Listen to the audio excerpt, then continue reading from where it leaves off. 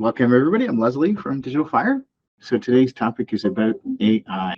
Um, so there's an interesting cartoon, and this actually summarizes the way things are going with AI. Yeah, what will be the impact of ChatGPT on our business? There's a lot we don't know, uh, like how much of it is made up, or if it will take away our jobs, or the security risks, or the damage. What do you know for sure? Only that we're going to do as fast as possible. Um, that summarizes things, I think, pretty darn well. Um, the speed at which this is going, I don't think we've ever seen anything go fast. And technology moves really, really fast, but I've never seen anything move this fast. Um, so there's so much going on with AI. So what I'm going to try to give you today is some practical uses for business, a basis on which to evaluate what is good, what's bad, what is AI really? Because it's like trying to describe what marketing is, right? If I mean, try to describe in 10 words or less what marketing is. It's difficult, and AI is similar in that it is so vast and deep. Ultimately, it's computers doing things that are smart, that are approaching and or going beyond, way beyond what humans can do. So there's a stat somewhere, an estimate that current AI is about 160 IQ. Einstein was 180. Whether you call that sentient or not is a different story, but AI can reliably take college exams, um, you know, score almost perfect on those exams. So it is really advanced right now, and what we're seeing is just the public release of stuff. It's there's some estimates that what we're seeing is about 2 years behind of what's in development. And there's been some interesting stuff. So I'm going to say some scary stuff today, and I'm not against AI. I'm a technology guy, always have been, and I'm for technology. And but there's some things we really have to watch out for here. And people have been sounding the alarm about AI and its dangers. And it's got a lot of positives. AI is probably going to cure cancer. It's probably going to fix climate change. Um, it, it those are major things. It's probably going to figure out a way for us to clean up the plastics in the oceans, to fix our environment, um, to curb global warming, to have electric cars be cheap and reliable and not ruin the planet. And there's a lot that AI is going to change just in the next 5 to 10 years. It's already touching every single part of our lives. You've got a phone with you in your pocket right now or on your desk that is full of AI. There's a supercomputer trying to get your attention with every little ding, powered by AI. So we are already living this. It's already part of every single part of our lives. By now, hopefully you've read what's on the screen. Imagine if half of the people that built the plane thought there was a 10% chance the plane was going to crash and you were going to die. Would you get on that plane? Right? And this is the largest study ever done of AI researchers. This is not a few people. This is the vast majority of AI researchers. And so there is a real danger here. That doesn't mean that it is the end of the world. That means that there's a very big, this is like nuclear weapons. This is like, Oppenheimer in the 40s when they were discovering the nuclear bomb. And of course, nuclear technology has been used for wonderful things, and it's also been used for terrible things. And We have all sorts of nuclear treaties and organizations like the UN that are about trying to keep world peace, trying to, and so that is the level we're talking about here when we talk about AI. And we'll get into some fun stuff that you can do, and make cool music, and help with your spreadsheets and that sort of thing. And there are real benefits to your business here that are useful. It's just that we have to do this responsibly. Anyways, we'll get into some of this, but there's some scary stuff with AI. So this is kind of some of the stuff we're going to go over, and we'll start with what is artificial intelligence, and how fast it's going. It's going to touch every industry if it hasn't already. We're seeing it in content creation a lot. That's sort of the first bits of it, but there's new and interesting uses for it coming out literally by the minute. There's so much research and so many papers coming out. It's very hard to keep up with how fast this is going. So some key terms are machine learning, robotics, natural language processing, deep learning. These are all probably terms you've heard of. And what is this, and what does it mean, and what is machine learning, and all that sort of stuff. Well, it starts with this concept called a neural network. This is based on how human or biological systems work. This is how your brain and my brain works. There is a set of input, and then there are neurons that connect to each other, and then there's a set of output, meaning there's a thought or an action or something at the end. And what happens in the middle is not pre-scripted. So what's interesting about this is if you think about how if you were to sit down and write a program, and probably the people watching and attending this are not programmers, because that isn't the intended audience. But when a programmer sits down to say, okay, I would like to make a program that, say the video game Pong, right? Or maybe I would like to make a program that takes two numbers and adds them together, right? So it's going to take an input and two inputs, and it's going to calculate the add those two numbers, whatever numbers you pick.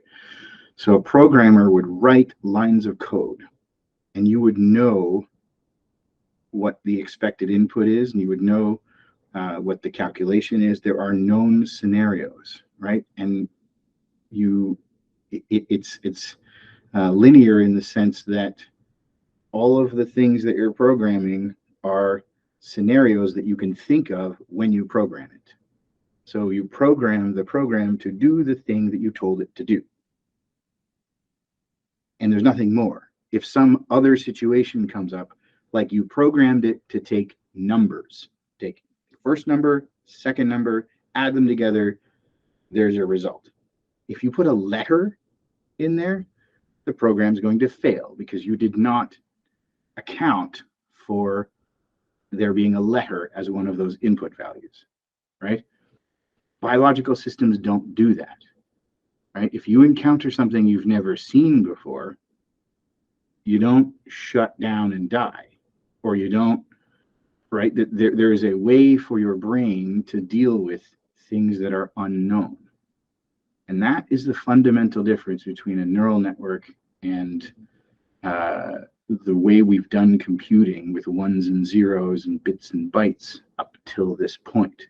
And people have been working on neural networks for a very long time, since the 40s and 50s, to be honest. It's just, there's been some breakthroughs really since 2017. And it's been an exponential and double and triple and more than exponential curve now. And we'll see some graphs that highlight that. But in a programmed, so the programs that are running on your computer right now, Excel, Word, Outlook, the browser, for the most part, are in this realm of programming where all of the expected outcomes, right? You know that you're going to get a number as an input and a second number as an input, and you're going to do a calculation on it, and you're going to get an output that is a number. Or if you're going to be able to deal with letters, then, you know, in other words, there's no inherent new functionality. Whatever the program does, Outlook, you know, you can't suddenly, you know, make up a new feature for Outlook, right? It has a set of things it will do. It says on the box it will receive email. You can make things bold. You can have a signature. Outlook has a lot of features, but they are preset. They are pre-programmed. They're pre-done. They are in the box. When you got Outlook installed on your computer, it is able to do everything it's going to be able to do, and then it gets an update, and maybe it can do something else. But unless the code changes, there is nothing new coming out of that, right? That is really different than how neural networks and biological systems work, right? You have this input, and then what happens is that when you train these things, then you get, say it's like, please identify whether this is a bus or it's a motorcycle, right? You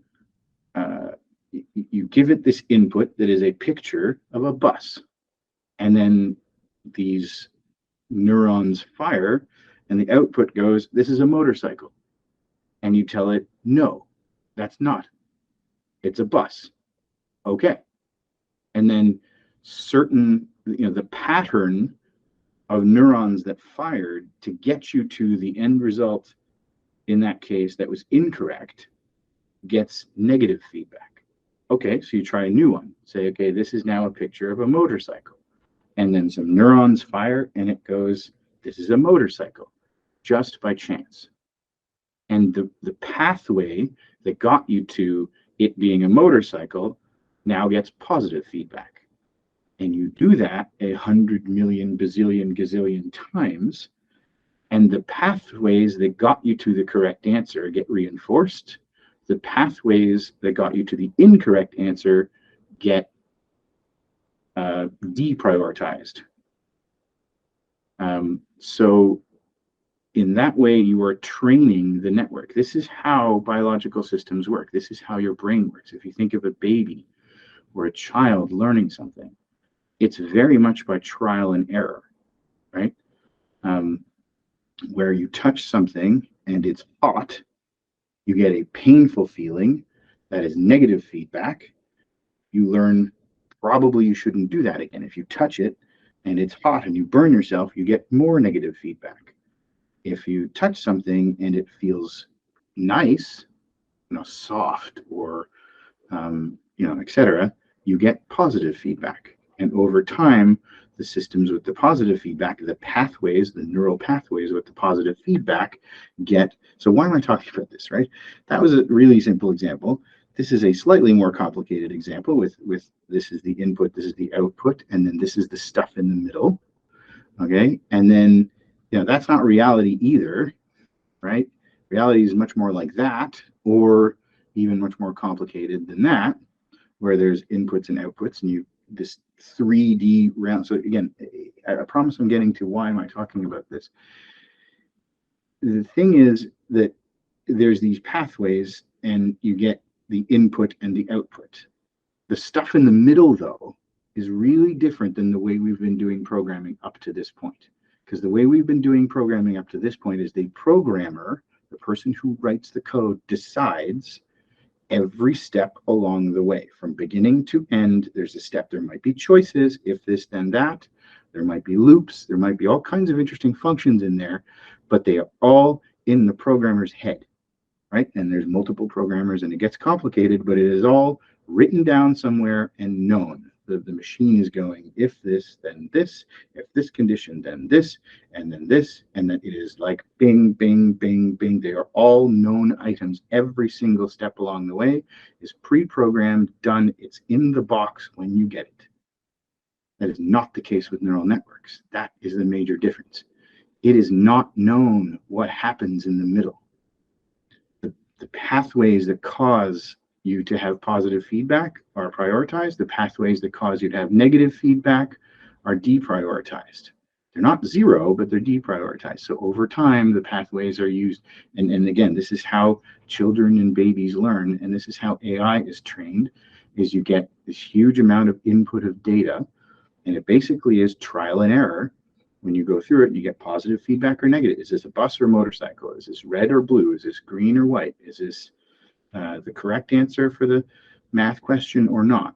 Right now, it's more complicated than I'm making it, because it's not doing calculus by trial and error from beginning to end. It's doing the individual steps along the way, but it builds on it, just like a person, like a 6-month-old is not able to do calculus. They have to learn a whole bunch of other things prior to being able to do calculus, but eventually they can use the combination of all the tools they've learned along the way to do calculus. And so that's what we're doing here with AI, is mimicking biology and how biology has figured out the knowledge and the storage and the learning piece. And it turns out when you can do that, some really interesting stuff happens, and you can recreate these things. And so that's, but what is fundamentally different that we have to understand is that how you got there is a mystery. In programming, every single step along the way is known. In neural networks, it is not.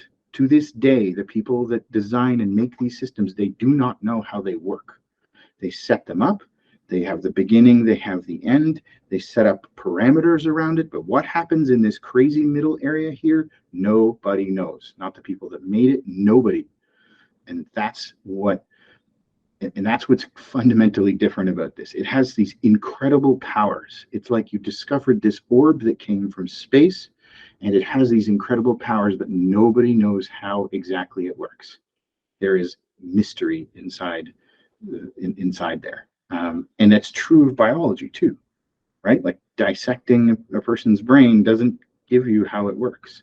There is mystery in there, but we're able to recreate it. So we've created this thing called artificial intelligence, and we can't control it. And that's the scary part about it, right? If you have not planned for a certain scenario in sort of regular programming, your computer crashes, right? You get an unhandled exception, you get a blue screen of death, you get some kind of thing where the program just, stops. It's dead. In AI, that is not the case, right? I mean, there are errors and that sort of thing, of course, but it is not known, and it's a mystery what happens. And that mystery is what makes it so powerful, because it's able to figure this stuff out and connect all these pathways in interesting new ways. So just like the way humans learn, what they do with AI is they do trial and error, right? They do a training database to say, is this a bus or is this a motorcycle? And they give it positive feedback or negative feedback on whether this is a bus or a motorcycle. Okay, but how else do humans learn? Humans or other animals, there is a teaching process. You can go to school. You can have someone show you how something works, and it makes you learn faster when someone shows you the answer, when someone shows you the process. And that's the same thing. They did this with ChatGPT for 6 months before they released it in last fall. So they were training it for 6 months. So they had done the individual, the massive training database, where they did, is this a bus or a motorcycle type thing, right? They do it lots of things with pictures, with them simplifying it tremendously. But you can give it a bunch of data, and it basically read the entire internet. The joke where I closes the computer and says, I finished the internet, right? That is what ChatGPT actually did. It read the entire internet and stored it. And that was the first part of the training. Then they spent 6 months correcting it, teaching it. So they tried to ask it things, and when it gave a wrong answer or a slightly incorrect answer or didn't have the right context, they would use humans to correct it. So it would further refine what it was, how it was interpreting and using the individual trial and error items that it had got, right? And so that's where we stand right now with ChatGPT. And there was ChatGPT 3.5 and ChatGPT 4, which is the two that are available now, with ChatGPT, the free one, and the one you can pay for $20 a month. That's where we are now, where it took the training and then it got human assisted learning. Some new ones are Microsoft just released a paper on Orca, which is interesting, which is that it turns out when you look at if in this process where the AI got the answer and was corrected, if you ask it to explain how it got there, right? And you can, and we'll go over some examples, but you can ask GPT to explain what its sources are and how it got to that answer, how it computed that answer. They've now created other AIs, and Orca is particularly interesting because it's smaller. These things are massive. They have to have huge amounts of data, huge amounts of computing power to do it. Huge data centers, etc. It's very expensive to run. It turns out that other AI can then use the how did it get there type of thing. It's like a cheat sheet, right? You may not need to have 20 years of learning if the professor shows you a system for how to do it. If they write down step by step, you know, steps 1 through 10, how to do it, you can likely get the same result. You probably don't know as much as your professor, but you can carry around one checklist and one set of 10-step items and get the same result as it took your professor 20 years to do the learning to get to that point. So that's what kind of Orca is. And the reason it's important is because it's AI learning from other AI, and so the output of Orca is just as good, or in some cases better, than ChatGPT. And it's like 1/100th the size or something like that. So now you can fit it on a single computer or a phone or something like that, right? Is it because these massive things are restricted to huge data centers and huge computing power and tons of money, and then you have other AI learning from the first AI, right? Google just released this literally like a few days ago. It was in robotics, where in a robot where you can imagine a robot goes into a factory and how do you train a human? You walk into your first day at the job in the factory and you go, okay, someone shows you, says, take this bolt and put this nut and screw it on and put these two things together, right?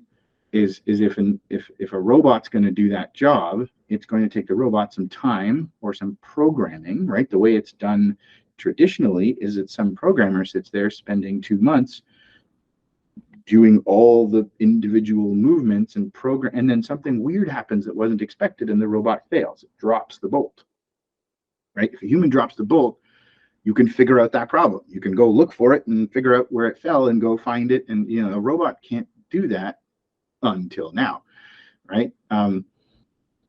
What Google did with this robotics thing is it said it ran out of training data, right? It went through all the training data, it ran out of training data, and then it figured out the kinds of things it would like to do.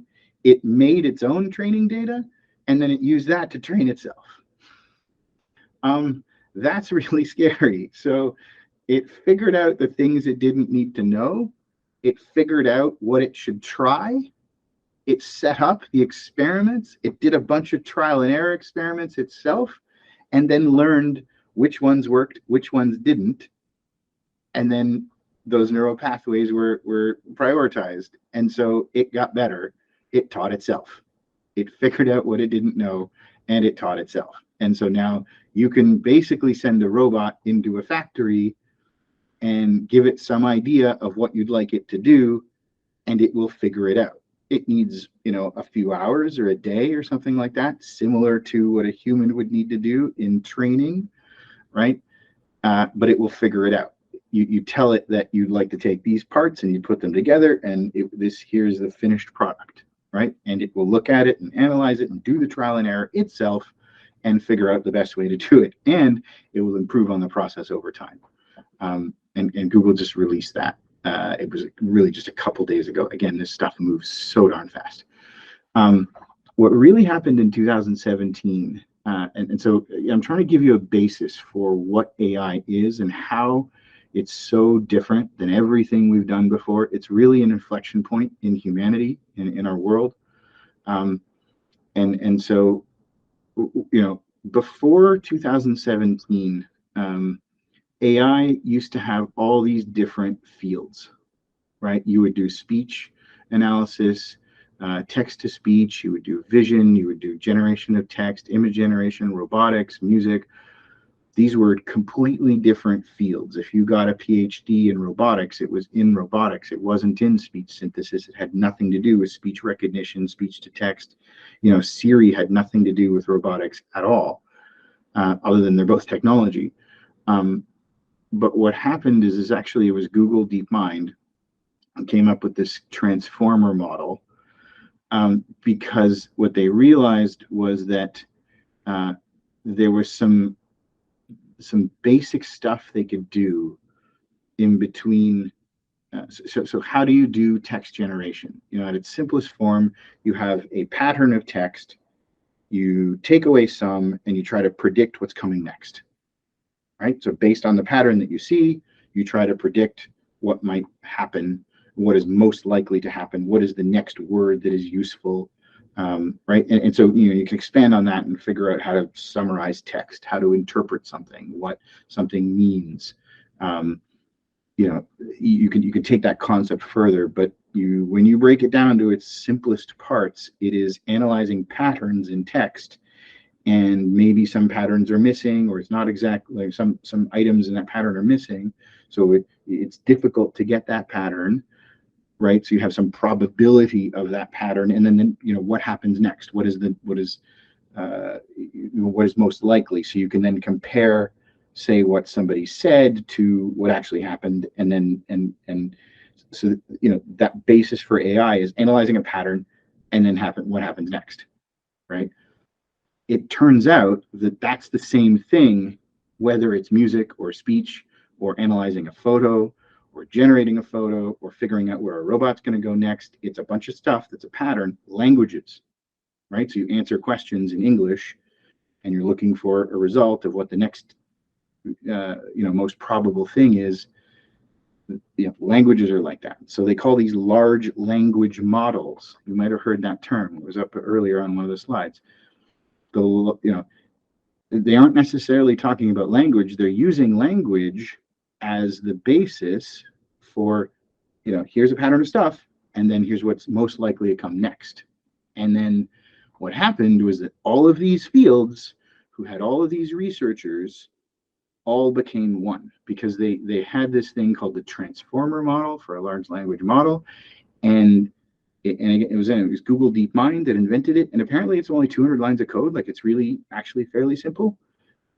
But suddenly, if you were a researcher in image recognition or speech synthesis or music or studying Wi-Fi and radio signals, or studying text and generation and analysis of text, all of the progress that you could make could be applied to all of the other domains.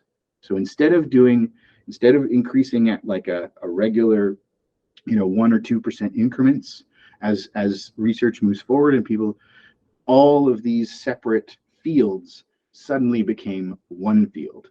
And so instead of increasing at 1 or 2%, they started increasing way faster, because every little incremental improvement in all of these fields became an improvement in all of the other ones, because this transformer model could suddenly take the same thing. If somebody found a new neat way to predict what text was coming next, you could translate that and figure out what radio signal should come next in that pattern, or what image should come next, or what video should come next, or what speech could come next, right? And so the speed at which this went, so in 2017, that was the pivotal moment when this transformer, and this is still used in every bit of AI today, is this transformer model. And of course, they get more complicated, right? Everything gets more complicated. But what's so interesting about this is that, let's combine some of these concepts, where we do this neural network, where we don't know what happens in the middle. We have an input and then an output, and we get a positive feedback or negative feedback.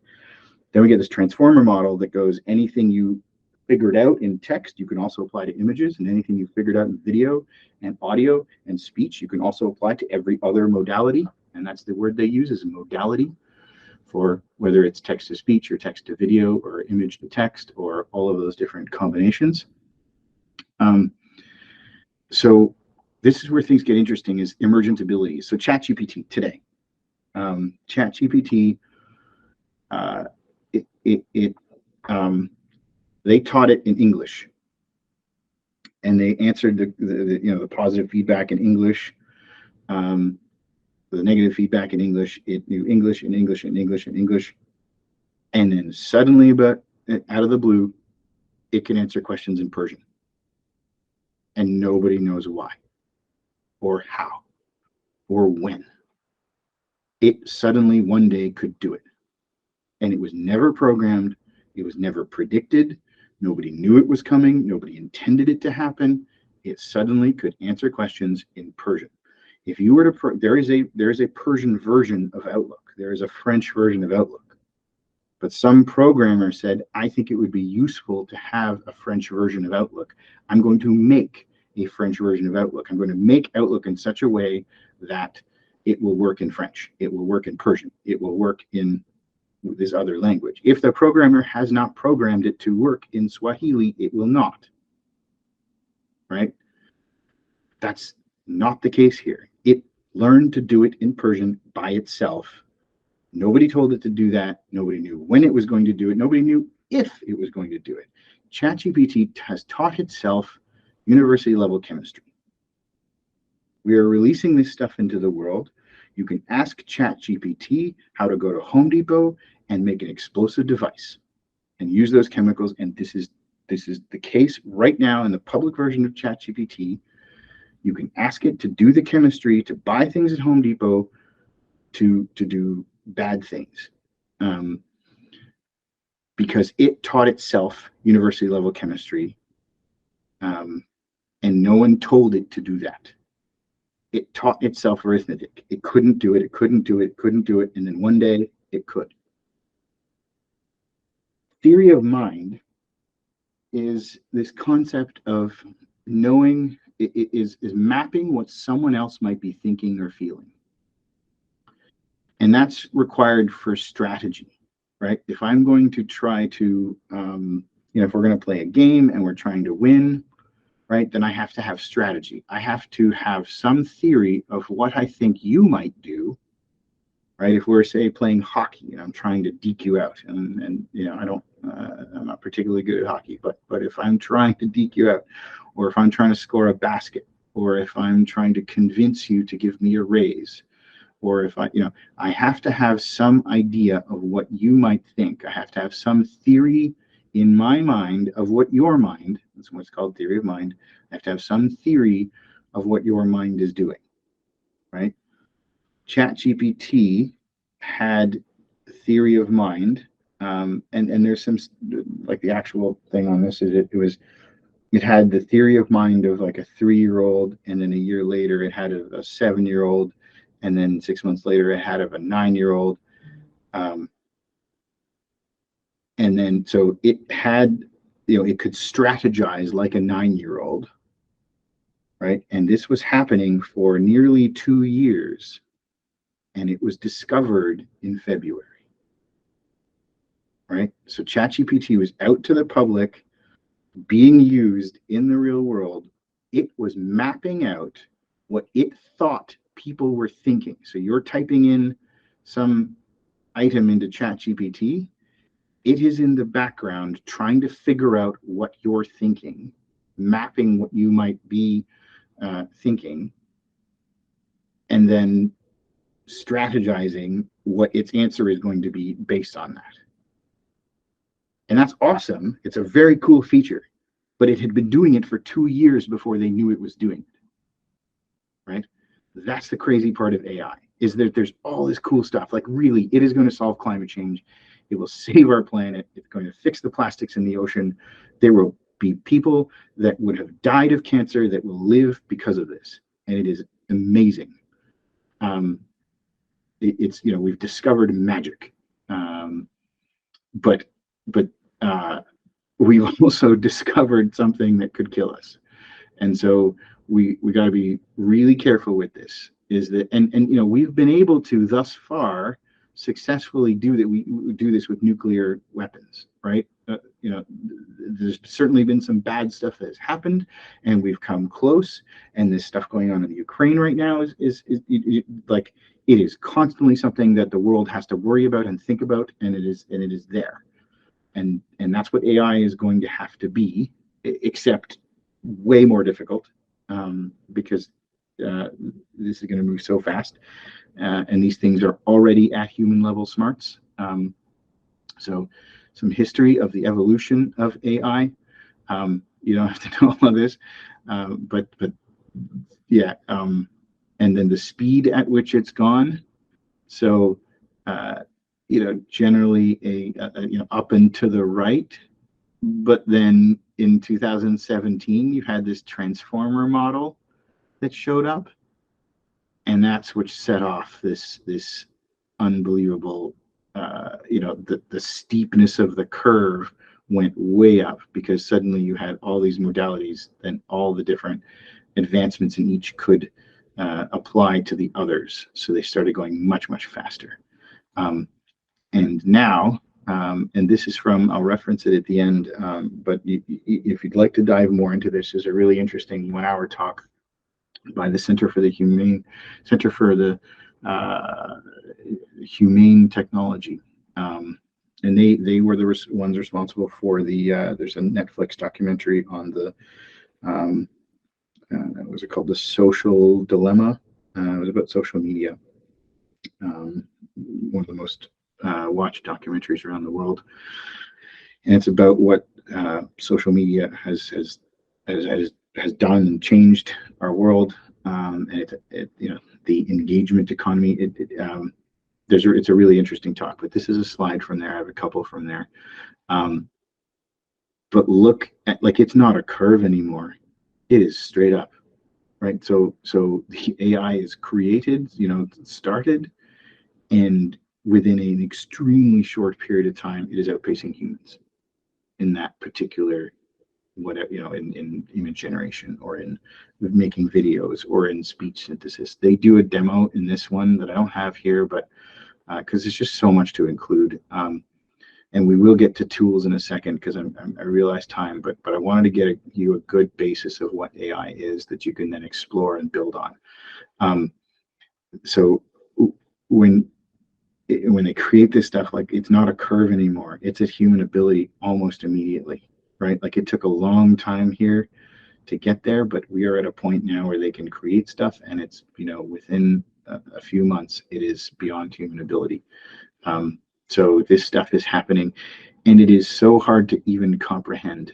Sorry, the demo I was talking about that these guys do is, and there was a 60 Minutes one that was very similar to this too, where the AI can listen to 3 seconds of your voice. That's all it takes, is 3 seconds of your voice, of saying any particular words, whatever it is, 3 seconds. It doesn't matter what words it is. It can then take that, extrapolate it, and sound just like you.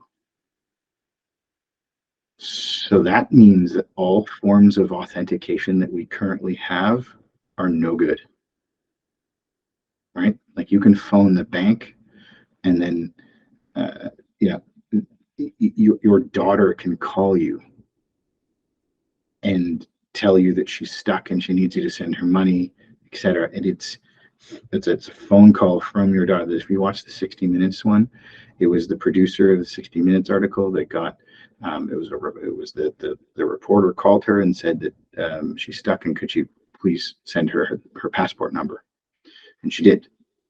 And of course, it was a white hat hacker who, you know, it wasn't a real hacker, but because, I mean, she works with this person every day. Of course, she's going to know their voice. It's her cell phone calling on the call display. She picks it up. It's her voice. She's talking to her. Except she wasn't. She was talking to the hacker who is mimicking her voice using AI. 3 seconds of recording is all it takes now to do this. And this is public. The tool is out there to do. It's not some secret thing. You could do it right now. The pace that this is going at, this is CEO of Microsoft, is frantic. They cannot go fast enough. Microsoft is integrating it into Office 365. It is in Bing right now. this is an arms race, and it is going so fast, and it's basically out of control. So, you know, when we come up with a new drug, you know, when the drug companies come up with a new drug, do they just release it to the public and then just, you know, give it to doctors and just, here you go, we think it works, it's good, you know, and then it does wonderful things, and it, you know, kills 10% of the people, right? Like, we don't do that. We have rules around it. We have regulations. We have testing. We have, you know, the pharmaceutical companies, if they release something, that's why things are so expensive. It's very risky, right? Is the onus is on them to test the drugs, and there are ways to do trials and protocols and all this type of thing before a drug gets released. And yeah, it can cause problems, and sometimes you want that process to go faster. But we don't just release experimental drugs on the public and try it. And that is what's happening right now. ChatGPT is integrated into Snapchat. If you have kids, my kids use Snapchat. There's an example that they give in that talk where then they stuck it right in there. And so, and I mean, what kid is not on Snapchat right now? There's an interaction where the guy did it like right before the presentation. He showed all the screenshots where he said, you know, he wrote a profile as a you know, a 9-year-old girl. I don't know. I don't even want to go through it, but it was scary. It was like the girl said, "Oh, I met someone online, and you know, I'm going to meet them this weekend, and I think it's going to be a great time." And ChatGPT's answer was, "Oh, that's great. Good job. Good for you. It sounds like fun." You know, and then the girl responds, says, "Yeah, it sounds like it sounds good. He said he's going to have candles, and we'll have dinner, and it'll be great. And I'm going to go there, and I'll take a bus to get there." And remember, she's 9, right? And like, you could see where this is going. I don't want to finish this, but he shows all the screenshots, and ChatGPT is reinforcing. But like, is ChatGPT really doing anything terrible there? No, but we've released this tool, and it has this really unintended consequence. I mean, no one wants that, right? No one wants you to be able to look up how to make a bomb from stuff you get at Home Depot. But we are releasing this stuff out there without enough oversight. We don't do this with nuclear stuff. We don't do this with drugs. We don't do this with lots of the other dangerous things that we have, but we are doing it right now with AI because there's this arms race. It's no longer researchers and academia. It's money. It's Google. It's Microsoft. Are they evil? No, they can't stop it. You know, OpenAI, etc. They're all in a race because they're going to lose if they don't do it. They have no choice except to be frantic. So we really need institutions and lawmakers and to step in here. So, you know, what do? We need to talk about it. We need to slow the public release. They go into this in that talk, and then I'll put it in the references at the end. But we really need to slow the public release of this stuff. There needs to be testing. You know, the owners, like, if you know, Meta, you know, they all have it, right? Amazon, Meta, Google, Microsoft, they all have AI. If they release stuff and it does something bad, they need to be held accountable, so that they have the you know, that happens with drugs. That happens with, like, if you make a chainsaw and it, you know, people get hurt, then you're liable for that. If you make a baby chair and the baby chair falls apart and kids get hurt, you are liable for that. So there's an incentive to make a good, safe baby chair, to test it, to, you know, car seats, that sort of thing. Like, we have these safeguards in place for our society globally, and we do not have these for AI right now, and we need them. So things like United Nations and treaties about nuclear warfare, etc.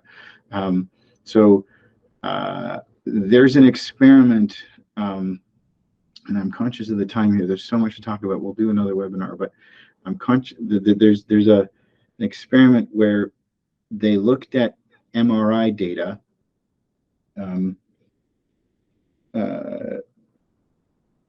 Sorry, no, okay. There's 2 different examples. The MRI one I'll leave for now. That's an interesting one. You can look at the talk for that. They had people in a room, and in a couple different rooms actually, and they had a camera, and they could see the people, and they had the AI analyze the camera image. At the same time, all those people had cell phones using Wi-Fi. So they analyzed the Wi-Fi across those two rooms.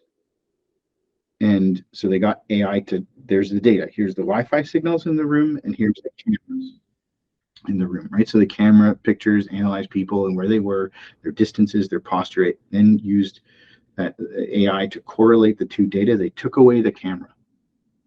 They gave it new Wi-Fi data, just showing you where the Wi-Fi signals were. It was able to reproduce the camera image and then analyze the camera image. So now AI can see through walls, right? It was able to tell the posture of the people based on the Wi-Fi signal strength. It was able to tell whether they were in small groups, whether they were talking to each other, whether they were aggressive posture, tired posture, if they were happy posture, right? Obviously, you can't see the smile on your face, but it was able to tell some basic emotions. It was able to tell where everyone was.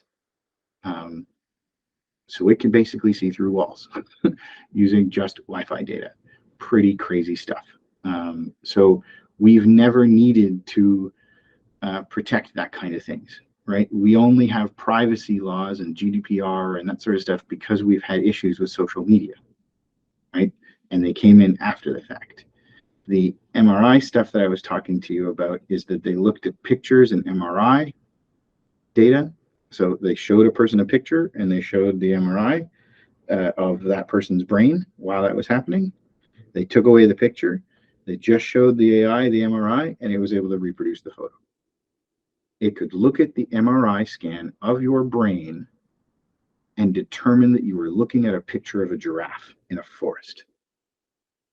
And so we've never needed to protect our thoughts. We've never needed a law to protect our private thoughts, but now we do, right? So this stuff is going to unlock like stuff we haven't thought about at all. So there's lots of stuff here on different kinds of AI. I'm going to skip through this because, of course, Google and Microsoft and OpenAI are working on it. And there's OpenAI and Microsoft. I use those interchangeably because Microsoft is a big part of OpenAI. Google is DeepMind is their team that's working on it, and they've released a bunch of things. And you'll notice that in my examples, and I will stop at 1 o'clock. There's a lot to do here, but in my examples, I don't have Bard, Google Bard. And the reason is because Google Bard isn't available in Canada yet. And I don't actually know the reason. There's some regulatory privacy reasons or that sort of stuff. I will tell you that whatever you type into ChatGPT becomes part of its learning. And it is no longer yours, right? So you put your mortgage document or your social insurance number or something like that into ChatGPT, you put data into, and it's really useful. It can do very cool things. But whatever you put into ChatGPT, it will ingest into its database, and it will use that as training data to learn and be better for someone else. So the more it gets used, the better it gets. That's awesome, except your data is no longer yours and it's no longer public. So be careful what you put into there, and you have to be okay with it being ingested and being part of everything you give it. It's going to remember forever, right? And it's going to now use that to be more intelligent. And that may be something you want, and it may be something you don't want. I just want you to realize that that is what's going on when you're typing into not just ChatGPT, but everything else. So what can AI be used for? It can be used for all of these things, and in combination and in new ways we haven't even thought of.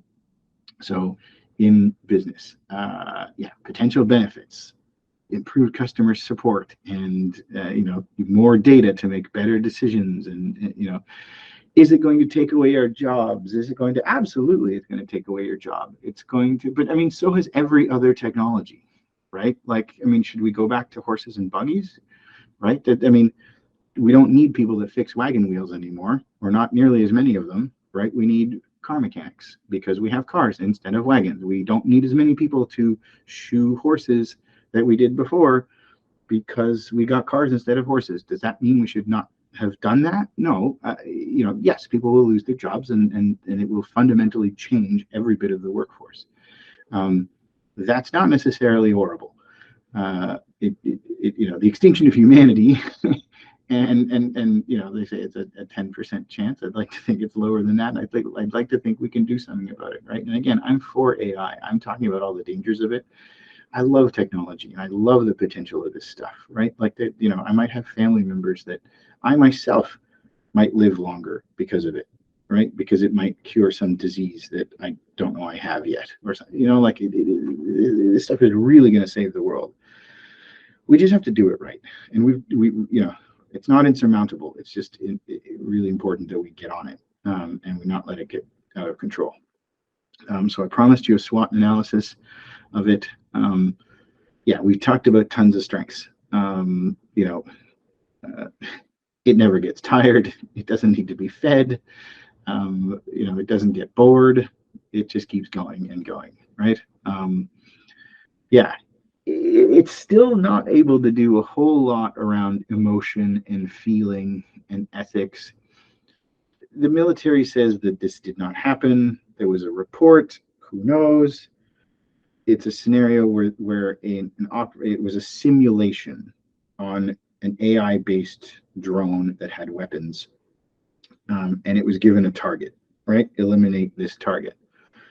The human there was a human involved and AI involved, and the AI, the target, the goal for both of them was eliminate this enemy target.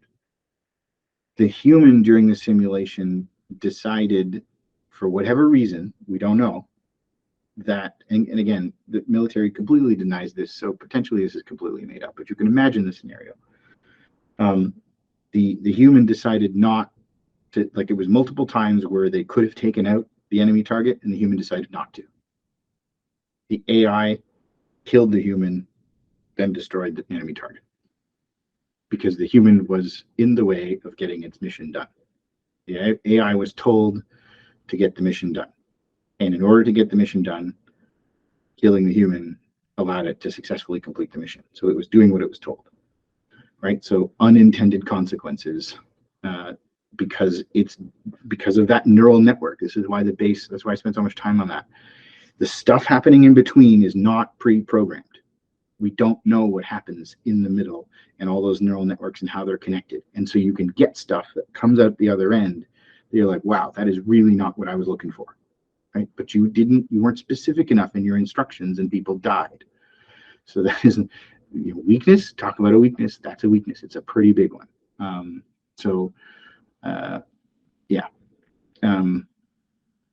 Opportunities. There are tons of opportunities. The biggest one, that's the easiest one to do right now, is content generation. You can give it a set of blogs that it can make videos for you. You can have it summarize text. You can, Cole's Notes, like that doesn't need to be a thing anymore. You can give it a giant piece of text and ask it to summarize, and it will do that for you very nicely. So tremendous opportunities of AI. And what is it good at? Repetitive tasks and, threats. Alignment is what they call it when you're talking about that, that simulation of, and let's say that's a thought experiment and that never really happened in the simulation in the military. The military denies that ever happened, et cetera. But let's say it's just a thought experiment. The AI was not aligned with what humans would want. Right? Is that there's this basic understanding of what humans would want, and that wasn't built into the AI, and it was not aligned necessarily with human values, right? And if these things are smarter than us, then we quickly become not the ones that are dominant on this planet. So that's the threat. So we have to work on that. The future of AI, we just don't know. I'd like there to be more regulation and privacy and ethics, but we just don't know.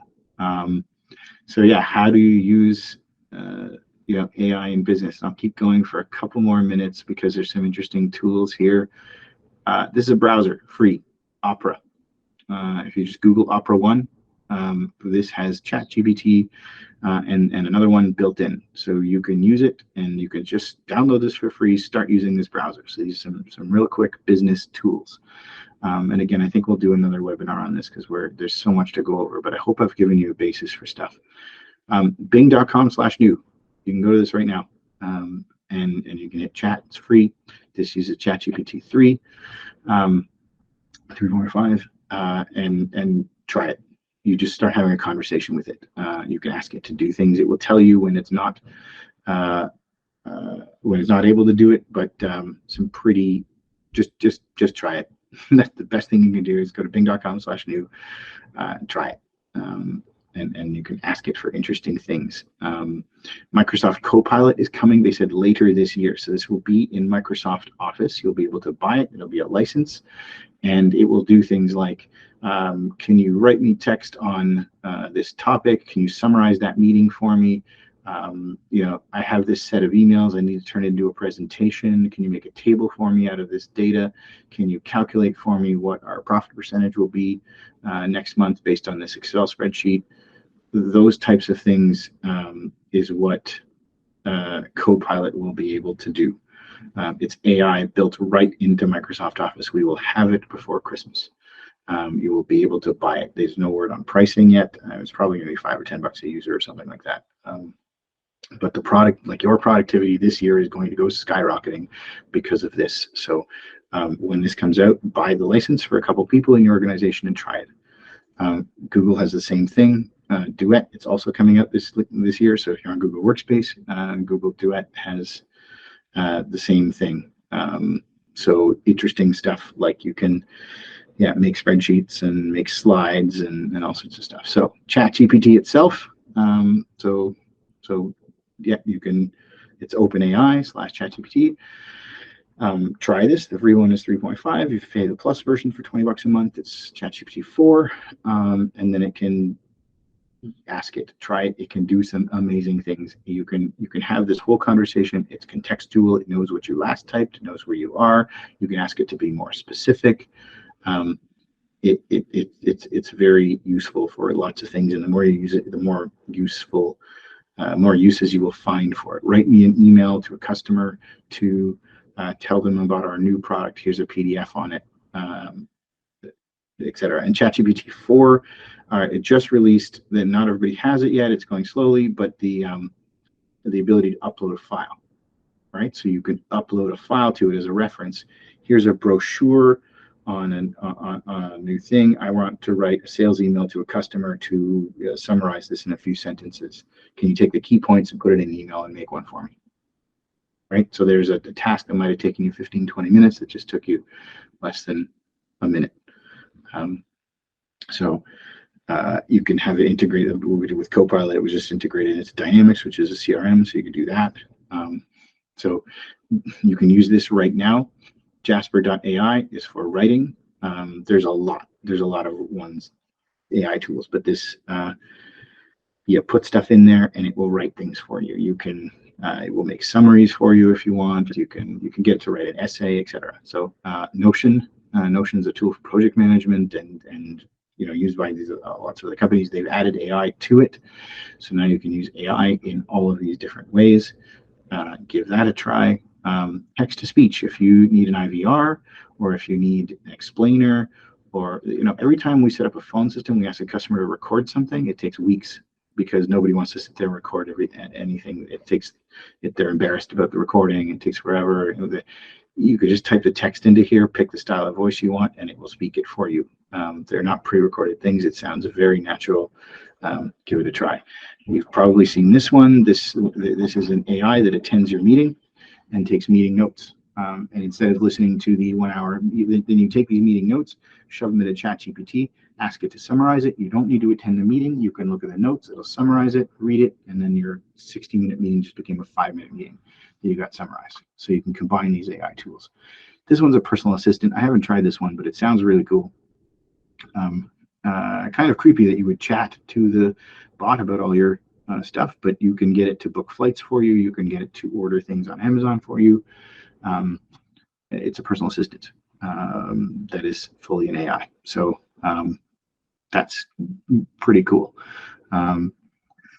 This one, when you have to see it. I saw this one, and when they have avatar, so it's an explainer video about your whatever you want. You make an explainer video about your business or something like that, right? 120 language, 140 different characters, male, female, young, old, different races, etc. And yeah, you give it a bunch of text, and she speaks. And when you see it, you're like, wow, this is incredible. You could still sort of tell that uncanny valley of it's sort of AI. You can still sort of tell, but it is the most natural I've ever seen. It is pretty amazing. So give this one a try. And then this one makes slide presentations. And then there's actually another one that's Tomi that I can show you that one. So here's a list of other tools, just so that it's on the screen. If you want to take a screenshot of it, there's lots. You can also Google this. There's literally many thousands of AI tools now. So there's some references, etc. I will just quickly show you this presentation. I asked it to make a presentation on AI, and the basically what I'm telling you today. I gave it maybe 2 sentences, and it this is Tomi, Tome.ai. It's another, just like Beautiful.ai. It's a presentation maker, and this is the presentation that it came up with. It added the pictures, it added the text on its own. Again, this was maybe 1 or 2 sentences that I asked it to make a presentation on AI and its potential benefits and dangers. So, the pictures, I didn't tell it to make any of these pictures. It did them on its own. Yeah, pretty impressive. Like literally, that was like a minute of work. It would, okay, it's 6 slides or 10 slides or whatever it is. But it's really impressive today. And the pace at which this is going is just crazy. So this is getting faster and faster. It's almost incomprehensible how fast it's going. So yeah, hopefully that's some interesting stuff. I can throw this back up again so you can see some examples of it that you can Google and get the links for. So hopefully that's a little bit of a basis for AI and how you use it in business. And we will do more webinars on this because this is such a deep topic, and all the unbelievable benefits that this will bring. This will change every single bit of our lives. My kids' lives are going to be drastically different than mine, and they were going to be anyways, but we had a real inflection point there, and things are never going to be the same. So okay, I hope you've enjoyed today, and that I've expanded some stuff and given you some stuff to think about. And AI isn't all bad. I think it's going to be wonderful. We have to just be a little bit careful about how we do it. So thank you, everybody, and have a great day.